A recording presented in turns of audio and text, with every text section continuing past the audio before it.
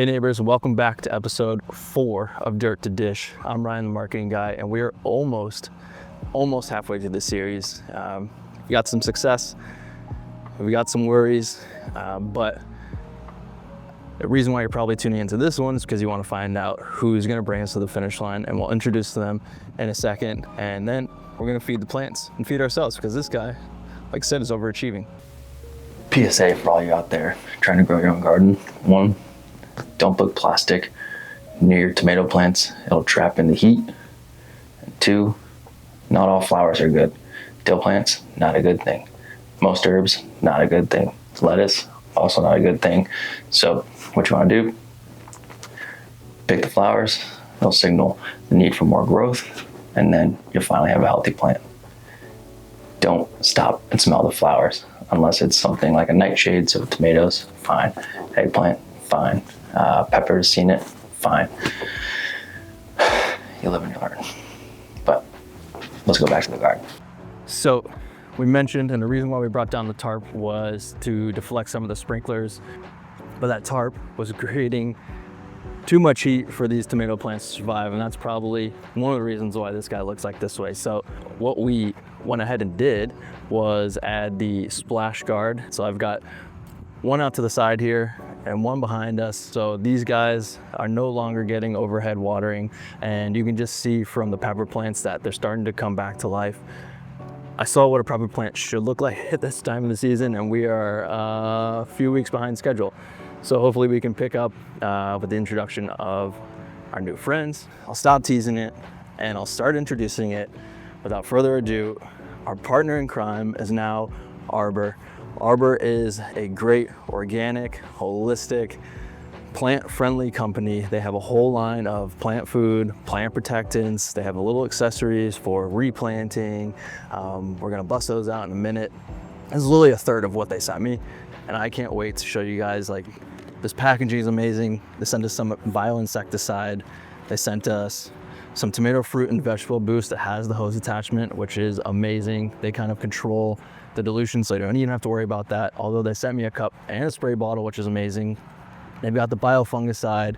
They've got their inside and outdoors plant food. Bioprotectant. So we are covered from head to toe, from root to shoot.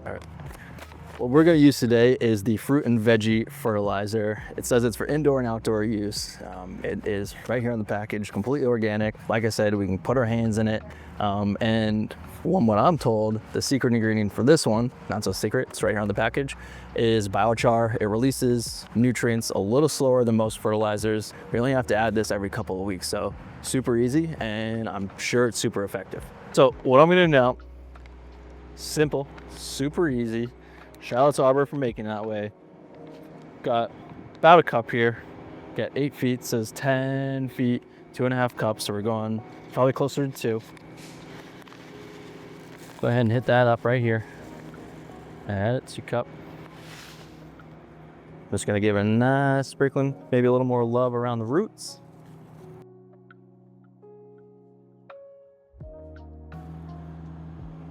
Nice and covered. Just gonna go in, kind of mix it up, work with our hands a little bit, get them in the dirt. That's why we're doing it in the first place. And then we're ready to water.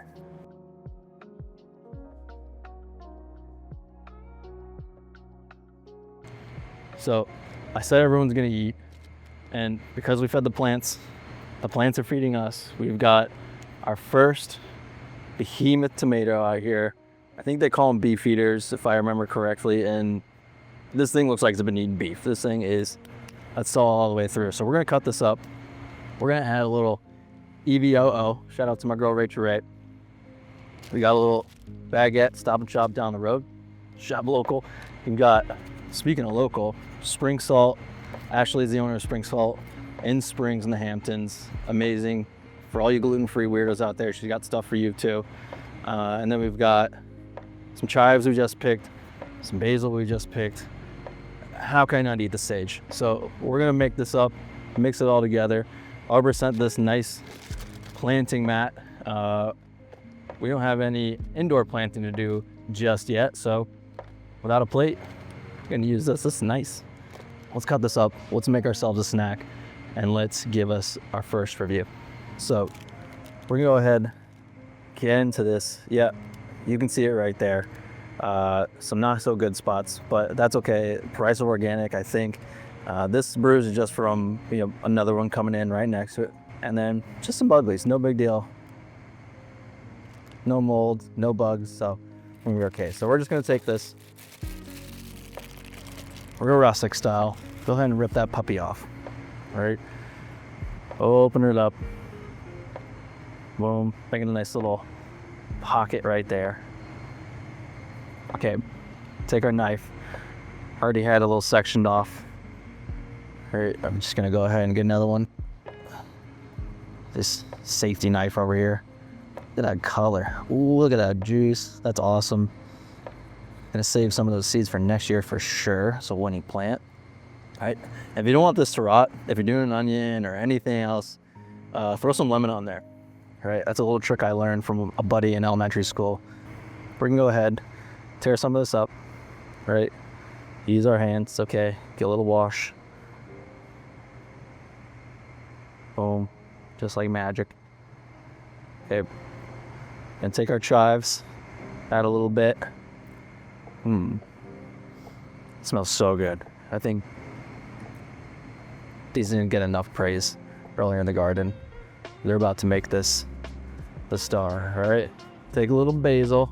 I don't like stems. Bye. Tear it up right here. You want to roll it up like the pros. Nice even cut, less jagged. There, our slicer back into the earth. Of course, a little bit of that sage. Same thing, by stem. Or roll it up. A little here, a little there, a little here. Gonna use good old spring salt. This is I believe it's the French gray salt. Sea salt. So good. I literally put this on everything. Brownies included, cookies, the bomb. A little more. I'm from the South. I feel like we add more salt than anybody. All right.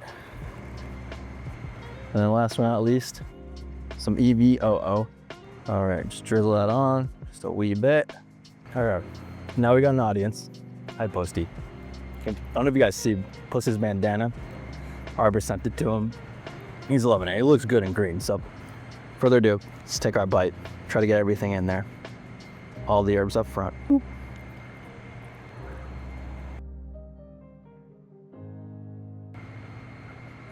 Unbelievable. Even Posty's begging for it. The tomato's so juicy, so fresh, not bitter at all. The chive comes in slow but strong. The basil just gives you that taste that you're used to. The sage, it's like a little, then tomatoes would be sweet, but that's not tomato sweet. I think that's from the sage. And then the sea salt, olive oil, just to kind of make it all go together. Olive oil to make it go down easy. This is, I'm a tough critic. Probably like 8.2 all together in terms of the world of bruschetta, which I think this constitutes as. I feel like I should grow maybe a few more tomato plants out for that. But you'll have to tune in next week, see what happens. In the meantime, I'm gonna need left alone. It'll feel good.